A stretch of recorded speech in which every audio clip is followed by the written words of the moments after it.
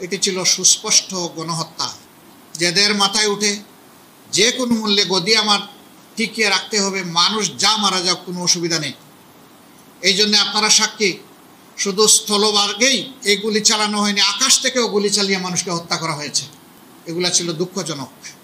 এই দৃশ্য একটা স্বাধীন দেশের নাগরিক দেখতে হবে, এর জন্য আমরা মানসিকভাবে প্রস্তুত ছিলাম না। আবার বিভিন্ন সময় ইন্টারনেট সেবা টোটালি বন্ধ করে দিয়ে সেখানে যাদেরকে হত্যা করা হয়েছে তাদের লাশ গুম করা হয়েছে। সর্বশেষ আপনারা দেখেছেন আশুলিয়ার ঘটনা, সেখানে ট্রাকের উপরে লাশের স্তূপ, তারপরে ধরিয়ে দেওয়া হয়েছে আগুন। আমরা কোন সভ্যতায় বসবাস করছি?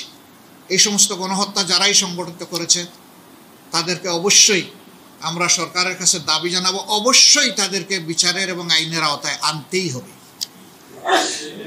এই গণহত্যা ক্ষমা করার কারো অধিকার নেই।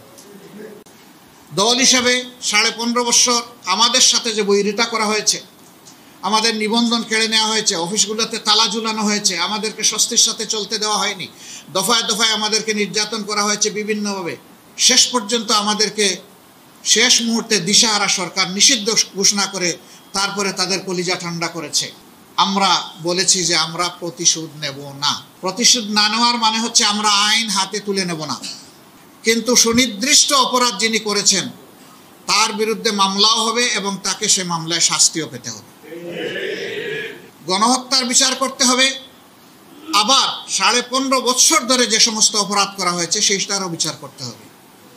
তখন সরকারের প্রধান নির্বাহী থেকে শুরু করে সকলেই তারা বলতেন, এবং এটি আইনের কথা, যে আইন সকলের জন্য সমান, কেউ আইনকে ফাঁকি দিতে পারবেন না। আমরা সেই সমান আইনের প্রয়োগটা এখন দেখতে চাই।